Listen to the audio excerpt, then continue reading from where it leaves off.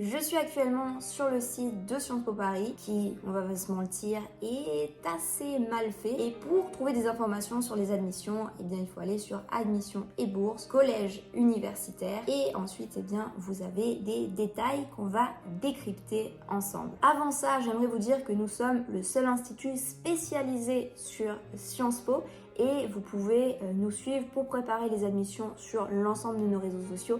Surtout Instagram, on est numéro 1 en termes de réussite à Sciences Po avec 82% de réussite. D'ailleurs, j'explique comment nous sommes arrivés à un tel taux de réussite sur notre site. Le lien est en bio.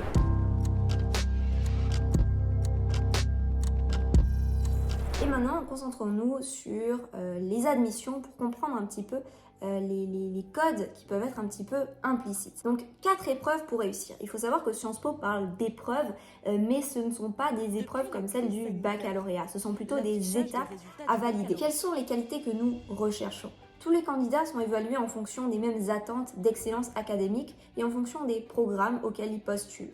Sciences Po recherche à la fois des candidats qui possèdent de grandes qualités scolaires, mais aussi des candidats qui savent monter leur motivation, exprimer leur projet d'études pour Sciences Po et qui possèdent des qualités d'écriture et de réflexion. Alors là, tout est dit, mais beaucoup de candidats ne savent pas lire entre les lignes. C'est vrai que Sciences Po recherche vraiment des candidats qui ont les meilleures notes. Je dis souvent que réussir Sciences Po avec moins de 15 de moyenne, c'est presque impossible. Vous trouverez certainement des personnes qui, il y a 1, 2, 3 ans, ont été admises, mais ça devient de plus en plus difficile. Et sachez que si je dis ça, c'est pas vraiment dans mon intérêt puisqu'on est un institut de préparation à Sciences Po. Donc si on voulait gagner plus d'argent, on dirait à tout le monde « Ah, c'est super facile de réussir Sciences Po, venez tous, achetez tous, vous allez tous être admis ». Ce n'est pas vrai. Si vous avez moins de 15 de moyenne, ça va être très difficile pour vous de réussir Sciences Po. Vous devez avoir de très bonnes notes, mais ce n'est pas suffisant. Il faut aussi que vous ayez un profil extrascolaire intéressant. Et ça ne veut pas dire que vous devez déjà à 16, 17, 18 ans avoir travaillé dans plusieurs associations, avoir monté des projets, etc. Ça veut dire que vous devez avoir des intérêts, que vous devez avoir des réflexions qui attestent de votre attirance pour les sciences humaines et sociales, ce que propose Sciences Po. Ce que va toujours mettre Sciences Po en valeur, que ce soit dans les écrits ou à l'oral, ce sont les liens que vous allez faire entre vous, vos centres d'intérêt, ce que vous êtes, Sciences Po, puis un projet sur le long terme.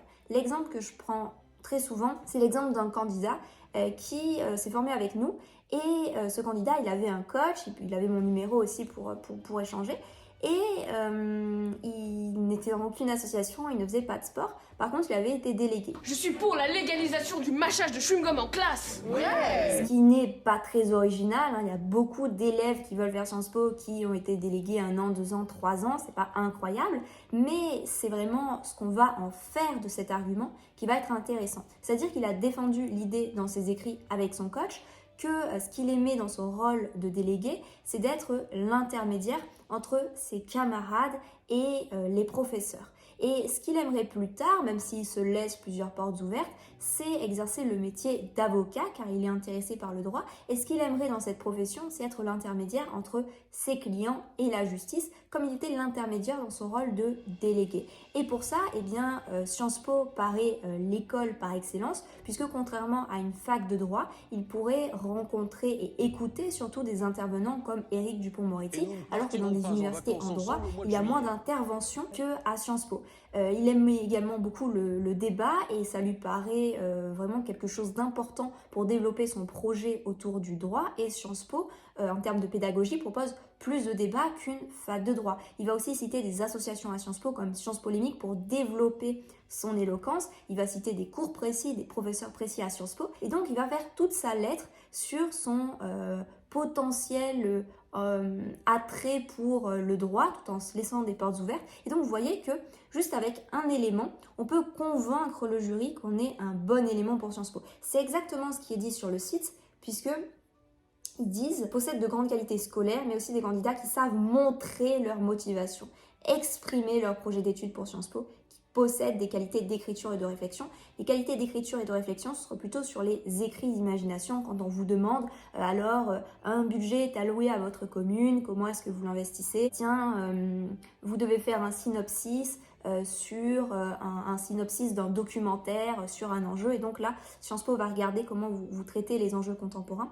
et quel est votre style d'écriture. Donc tout est dit sur le site, mais moi j'essaye de rendre ça un petit peu plus concret en vous disant voilà ce que certains candidats qui ont réussi l'admission ont fait concrètement. Qu'est-ce que ça veut dire ces codes? Ça veut dire que dans les écrits ou à l'oral, vous n'allez pas devoir raconter votre vie, vous allez devoir parler de vous, oui, mais pour démontrer que vous êtes un bon élément pour Sciences Po. Que Sciences Po n'est pas une fin, mais un moyen d'accéder à un projet professionnel où vous allez pouvoir vous accomplir. Comment se préparer? Alors, là, consultez le site des admissions. Voilà, parfait.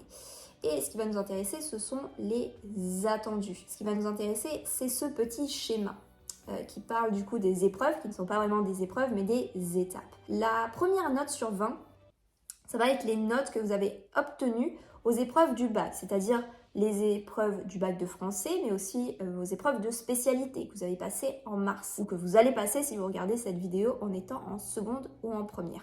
Et donc, ça va vous faire une note sur 20, ces épreuves du bac. Ensuite, ça va être pondéré par une autre note sur 20, qui là va être votre trajectoire, votre performance académique. C'est-à-dire qu'on ne va pas seulement regarder vos notes du bac, on va également regarder combien vous avez eu de moyenne depuis la seconde. Quelles ont été vos appréciations? Est-ce que vous avez plutôt augmenté? Est-ce que vous êtes plutôt un profil régulier entre la seconde et la terminale? Ou est-ce qu'au contraire, vos notes ont baissé ces dernières années? Et évidemment, Sciences Po va plutôt aimer les profils réguliers ou qui augmentent de la seconde à la terminale. Et ils vont aussi regarder votre classement dans la classe, si votre lycée est plus ou moins sévère. Et donc, en fonction de ça, ils vont mettre une note sur 20 qui va être la deuxième note. Et ensuite, il va y avoir une troisième note par rapport aux écrits dont je vous parlais tout à l'heure. C'est les fameux écrits où vous devez, où le candidat dont je parlais a parlé de son projet pour devenir potentiellement avocat. Et dans ces écrits, alors il y en a plusieurs, ils sont à télécharger sur Parcoursup. Et donc on va vous mettre une note aussi sur ces écrits, une note sur 20. Donc là, il y a 3 notes sur 20, ce qui nous fait une note sur 60. Et sur la base de cette note sur 60, eh bien ils vont dire si oui ou non vous êtes admissible à l'oral. Donc ce ne sont pas tous les élèves qui passent l'oral, il faut avoir un minimum sur 60 pour passer l'oral, et l'oral constitue la 4e étape. L'oral, ce qui est intéressant, c'est que c'est finalement 3 parties. Une première partie, présentation, où il ne faut pas faire d'erreurs. J'en ai parlé dans une précédente vidéo où je parlais des 9 erreurs à faire à l'oral, et donc je parle des erreurs à ne pas faire dans la présentation. Ensuite, on va vous proposer une image, plusieurs styles d'images, soit des images artistiques, soit des images de thèmes contemporains, soit des images d'actualité. Et ensuite, vous allez avoir une partie entretien. Le jury va soit vous poser des questions sur vous, soit sur vos projets à Sciences Po, soit sur l'actualité, soit sur la culture générale. Et tout ça est assez différent. Si vous voulez en savoir plus et vous préparer avec nous pour augmenter vos chances de réussir Sciences Po, puisque le taux de réussite moyen c'est moins de 10%, nous on est à 82% de réussite, et bien si vous voulez en savoir un petit peu plus et savoir si notre prépa peut vous correspondre et vous aider à réussir à Sciences Po, et bien déjà ce que vous pouvez faire, la toute première chose, c'est de nous suivre sur les réseaux sociaux pour voir si notre philosophie vous plaît, et puis vous avez le lien de notre site en description. Je vous souhaite vraiment bonne chance pour les admissions et à bientôt.